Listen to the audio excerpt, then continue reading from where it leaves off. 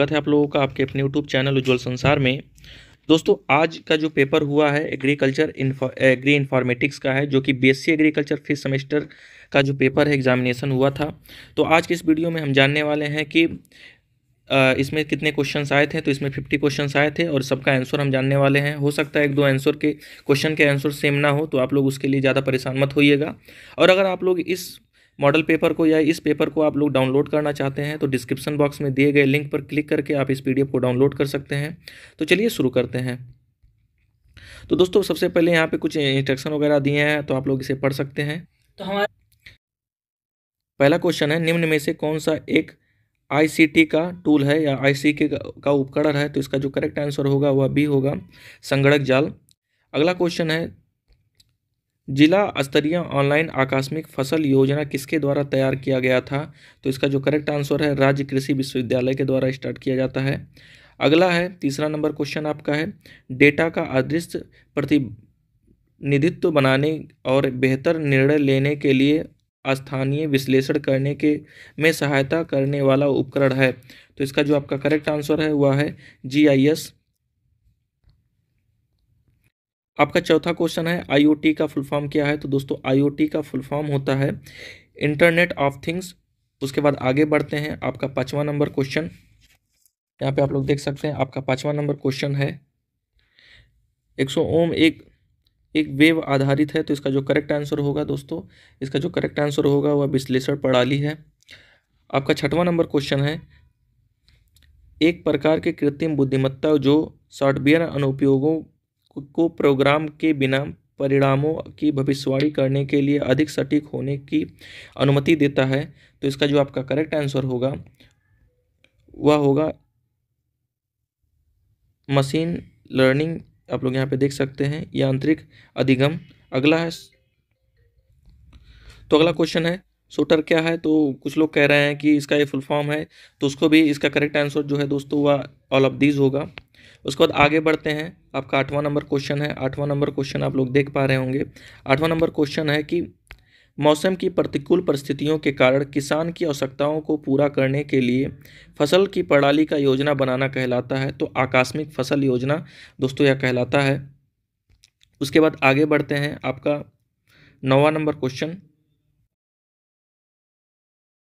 MATLAB के विशिष्ट उपकरणों में शामिल है। तो मैटलैब के में क्या है, तो ये सारी चीज़ें मैथ से रिलेटेड हैं, तो यानी ऑल ऑफ दीज इसका करेक्ट आंसर होगा।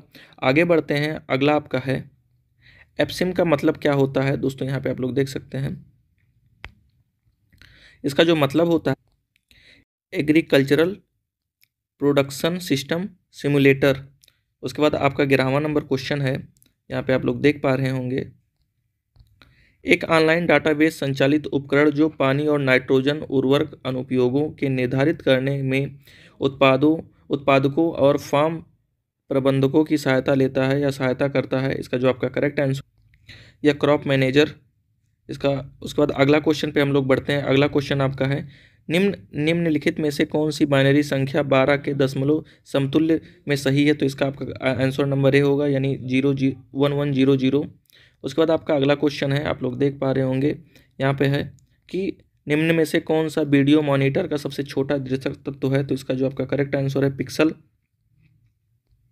उसके बाद आगे बढ़ते हैं। आपका अगला है, वह प्रोग्राम जो पंक्तियों और स्तंभों से संबंधित संख्याओं की गणना सक्षम बनाता है उसे कहते हैं। तो उसे हम क्या कहते हैं, उसे उसे स्प्रेडशीट के नाम से जानते हैं, या उसका करेक्ट आंसर स्प्रेडशीट होगा। उसके बाद अगला बढ़ते हैं, निम्न में से कौन सा एक आउटपुट डिवाइस है। दोस्तों, आउटपुट डिवाइस की बात करें तो आउटपुट डिवाइस आपका प्रिंटर है, सारे आपके इनपुट डिवाइस हैं। उसके बाद आपका एक उसी से रिलेटेड है, निम्न में से कौन सा एक इनपुट डिवाइस है। तो इनपुट डिवाइस आपका माइक्रोफोन है। उसके बाद आगे बढ़ते हैं। अगला आपका है, निम्नलिखित में से किस समूह में ग्राफिकल फाइल एक्सटेंशन शामिल है। तो इसका जो आपका करेक्ट आंसर, तो दोस्तों इसका जो आपका करेक्ट आंसर है JPG GIF BMP।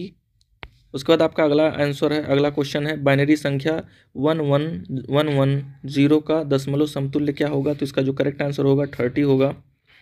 उसके बाद आगे बढ़ते हैं। आपका अगला है, रैम का फुल फॉर्म क्या होता है। तो दोस्तों, रैम का जो फुल फॉर्म होता है आप सभी लोग जानते हैं, रैंडम एक्सेस मेमोरी होता है। उसके बाद आगे बढ़ते हैं। अगला आपका है, निम्न में से किसे सॉफ्टवेयर माना जाता है? तो ऑपरेटिंग सिस्टम क्या है? ऑपरेटिंग सिस्टम एक सॉफ्टवेयर है, इसे सॉफ्टवेयर माना जाता है, बाकी सब हार्डवेयर हैं जितने भी एग्जाम्पल उसमें दिए हुए हैं। आपका अगला है, चयनित टेक्स्ट को बोल्ड करने के लिए निम्न में से किस कमांड का उपयोग किया जाता है? तो बोल्ड करने के लिए, यानी यहाँ पे जो टेक्स्ट है, टेक्स्ट को बोल्ड करने के लिए कंट्रोल बी का प्रयोग किया जाता है। बहुत सारे लोग क्या किए हैं, सेलेक्ट टेक्स्ट को ही केवल सुने हैं और उसी के वजह से कंट्रोल ए मार के आए हैं और वो कह रहे हैं कि उनका कंट्रोल ए सही है, लेकिन दोस्तों ऐसा नहीं है। 21 नंबर क्वेश्चन का जो करेक्ट आंसर है वह बी है, कंट्रोल बी से क्या होगा, बोल्ड होता है। उसके बाद आगे बढ़ते हैं, अगला है, निम्न में से किस कमांड का उपयोग टेक्स्ट को केंद्र में संरेखित करने के लिए किया जाता है, यानी बीच में लाने के लिए किसका प्रयोग किया जाता है? तो कंट्रोल ई का प्रयोग किया जाता है। आगे बढ़ते हैं, दिया है एक्सेल विंडोज़ में कौन सा क्षेत्र मूल्यों और सूत्रों को दर्ज करने की अनुमति देता है? तो सूत्र पट्टी जो होता है, यहाँ पे हम फार्मूला को ऐड करते हैं या दर्ज करते हैं। अगला है, एम एस एक्सेल किस पर आधारित है? तो एम एस एक्सेल किस पे आधारित है? विंडोज़ पे आधारित है, आप लोग यहाँ पे देख सकते हैं। उसके बाद आपका अगला है 25 नंबर क्वेश्चन। 25 नंबर क्वेश्चन में आपका दिया है कि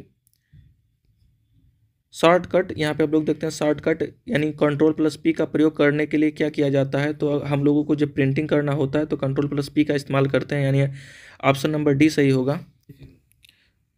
आपका अगला क्वेश्चन है, टेक्स्ट को इटैलिक बनाने के लिए, यानी टेक्स्ट को, जैसे कोई टेक्स्ट आपका लिखा है, इसको टेढ़ा करने के लिए कौन सा मतलब कंट्रोल आई को करते हैं, तो इसको टेढ़ा करने के लिए क्या किया जाता है? यानी यही आपका टेक्स्ट को बनाने के लिए आई का प्रयोग किया जाता है, तिरछा बनाने के लिए कंट्रोल आई का प्रयोग किया जाता है, यानी इसका जो आंसर है आपका ऑप्शन नंबर ए सही होगा। उसके बाद आगे बढ़ते हैं, आपका अगला है यूआरएल क्या है, आप लोग यहाँ पे देख सकते। तो इसका जो करेक्ट आंसर है ऑप्शन नंबर सी है, इंटरनेट पर प्रदर्शित वेब पेज का पता लगाया जाता है यूआरएल के द्वारा। उसके बाद आगे बढ़ते हैं, आपका अगला है, जीमेल का एक उदाहरण है। जीमेल किसका उदाहरण है? तो बहुत सारे लोग इस पर टिकट लगा के आए, तो ये आपका आंसर गलत है। जो आपका जीमेल एक एग्जाम्पल है वह क्या है? एप्लीकेशन सॉफ्टवेयर का एग्जाम्पल है, यानी इसका ऑप्शन नंबर सी सही होगा। उसके बाद आगे बढ़ते हैं, आपका अगला है, यहाँ पे आप लोग देख पा रहे होंगे, इंटरनेट से आपके कंप्यूटर पर फाइलों का हस्तांतरण क्या कहलाता है? तो उसे हम लोग क्या कहते हैं, यानी कोई भी चीज़ अगर हम इंटरनेट से अपने कंप्यूटर में लोड करते हैं तो उसे डाउनलोड करना कहते हैं। उसके बाद आगे बढ़ते हैं, आपका अगला है, ईमेल पते में निम्न में से किस का प्रतीक का उपयोग किया जाना चाहिए? तो इसका प्रयोग होता है @gmail.com होता है, आप लोग जानते होंगे। उसके बाद आगे बढ़ते हैं, आपका है डिलीट किए गए मेल फोल्डर में मिल जाते हैं, यानी जो भी मेल डिलीट किए होते हैं वो कहाँ पे मिलते हैं? ऑप्शन नंबर डी, ट्रैश में मिल जाते हैं। आगे बढ़ते हैं, आपका अगला क्वेश्चन है, आप लोग देख पा रहे होंगे, आईएसपी का मतलब क्या है? तो आईएसपी का जो दोस्तों मतलब है, तो इंटरनेट सर्विस प्रोवाइडर, यानी आपका ऑप्शन नंबर बी सही है। उसके बाद आगे बढ़ते हैं, आपका 33 नंबर जो क्वेश्चन है वह, निम्न में से कौन सा डोमेन वाणिज्य संगणक द्वारा उपयोग किया जाता है? तो यानी कॉमर्शियल के लिए हम लोग कौन सा डोमेन इस्तेमाल करते हैं? .com का, यानी ऑप्शन नंबर डी सही होगा। उसके बाद आगे बढ़ते हैं, अगला है, इलेक्ट्रॉनिक माध्यम से सामान खरीदना और बेचना कहलाता है, तो ई कॉमर्स कहलाता है।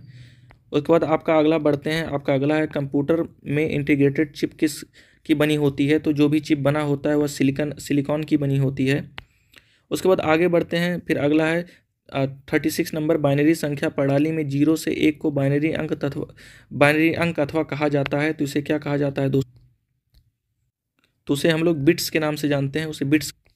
उसके बाद आपका अगला क्वेश्चन है, अगले के हम लोग आगे बढ़ते हैं, अगला आपका है, सुपर कंप्यूटर का आविष्कार किसने किया था? तो सेमुलर क्रे ने किया था। उसके बाद आगे बढ़ते हैं, अगला आपका है, कंप्यूटर की मेमोरी में दर्ज किए गए निर्देश को कहा जाता है, तो उसे हम लोग क्या कहते हैं? इनपुट कहते हैं, ना कि भंडारण स्टोरेज नहीं कहते हैं, आप लोग इस पर ध्यान दीजिएगा, उसे इनपुट कहते हैं। आगे बढ़ते हैं, आपका अगला है, GUI का मतलब क्या है? तो GUI का मतलब दोस्तों, तो इसका जो आपका करेक्ट आंसर है, ग्राफिकल यूजर इंटरफेस है। उसके बाद आगे बढ़ते हैं, 40 नंबर क्वेश्चन है कि कंप्यूटर की तीसरी पीढ़ी में किस तकनीक का इस्तेमाल किया गया था? तो आईसी का प्रयोग किया गया था, आप सभी लोग जानते हैं, यानी ऑप्शन नंबर ए इसका सही होगा। उसके बाद आगे बढ़ते हैं, 41 नंबर क्वेश्चन, दोस्तों बस खत्म ही होने वाला, आप लोग परेशान मत होइए। आपका अगला क्वेश्चन है, एक मिनट दोस्तों, वह प्रोसेसर जो अंकगणितीय और तार्किक संचालन करता है उसे क्या कहते हैं? ALU एक क्या है? CPU के भाग होते हैं, CPU के भाग क्या होते हैं? ALU होता है कंट्रोल, तो ALU होता है, इसके द्वारा हम लोग जितने भी फार्मूले या अंकगणितीय वाले काम होते हैं किए जाते हैं। उसके बाद आगे बढ़ते हैं, 42 नंबर क्वेश्चन है, निम्न में से कौन सा डेटा प्रोसेसिंग का उत्पादक है। तो डेटा प्रोसेसिंग का दोस्तों जो उत्पादक है, तो इसका दोस्तों जो एग्जाम्पल है, इसका जो आपका करेक्ट एग्जाम्पल है वह सूचना होगा, इन्फॉर्मेशन होगा। उसके बाद आगे बढ़ते हैं, यूएसबी का मतलब होता है तो दोस्तों यूनिवर्सल सीरियल बस होता है, आप लोग सब जानते होंगे। आपका अगला है, 1 किलो बाइट किसके बराबर होता है। तो दोस्तों बहुत सारे लोग इस पर टिक लगा के आए, लेकिन ये गलत है। ए और बी आपके यानी ए दोनों आपके सही होंगे, यानी ए और बी दोनों सही होंगे, जिसे आपका लास्ट ऑप्शन है यहाँ पे आप लोग देख सकते हैं, ए और बी दोनों सही। अब इसको दो दो को आप 10 बार गुणा करते जाएंगे तो लास्ट में आपका 10 24 ही आपको निकल के आएगा, तो इसका करेक्ट आंसर डी होगा। उसके बाद आगे बढ़ते हैं, कंप्यूटर का वायरस है या कंप्यूटर वायरस क्या है। तो कंप्यूटर वायरस सॉफ्टवेयर ही होते हैं, बहुत सारे सॉफ्टवेयर ऐसे होते हैं जो वायरस का काम कर जाते हैं या वायरस ग्लिच वगैरह हो जाता है। आपका अगला है ईपी रोम, यहाँ पे आप लोग देख सकते हैं कि ईपी रोम का क्या मतलब है। तो ईपी रोम का जो मतलब है, तो आप लोग यहाँ पे इस पे देख, option number B erasable programmable read only memory है। उसके बाद अगला बढ़ते हैं, आपका अगला है मोजिला फायरफॉक्स का एक एग्जाम्पल है, तो क्या है, एक प्रकार का ब्राउज़र है। उसके बाद आगे बढ़ते हैं, आपका अगला है निम्न में से, यहाँ पे लोग देख सकते निम्न में से कौन सा एक ऑपरेटिंग सिस्टम नहीं ऑपरेटिंग सिस्टम है। तो इसमें ऑपरेटिंग सिस्टम कौन सा है। तो माइक्रोसॉफ्ट वर्ड एक प्रकार का क्या है, ऑपरेटिंग सिस्टम है। उसके बाद आगे बढ़ते हैं, प्रथम पीढ़ी के कंप्यूटर किससे बने थे। तो प्रथम पीढ़ी कंप्यूटर में क्या इस्तेमाल हुए थे, वैक्यूम ट्यूब बने थे या वैक्यूम ट्यूब को डाला गया था। उसके बाद आपका लास्ट क्वेश्चन है, कृषि की वे शाखाएं जो कृषि और समृद्ध क्षेत्र की सूचनाओं प्रौद्योगिकियों के अनुपयोग या अनुप्रयोग से संबंधित है, तो वह कृषि सूचना यानी एग्री इन्फॉर्मेटिक्स। तो दोस्तों अगर आप इस पीडीएफ को डाउनलोड करना चाहते हैं तो डिस्क्रिप्शन बॉक्स में दिए गए लिंक पर क्लिक करके आप इस पीडीएफ को डाउनलोड कर सकते हैं। तो मिलते हैं अपने नेक्स्ट वीडियो में, तब तक के लिए जय हिंद, वंदे मातरम।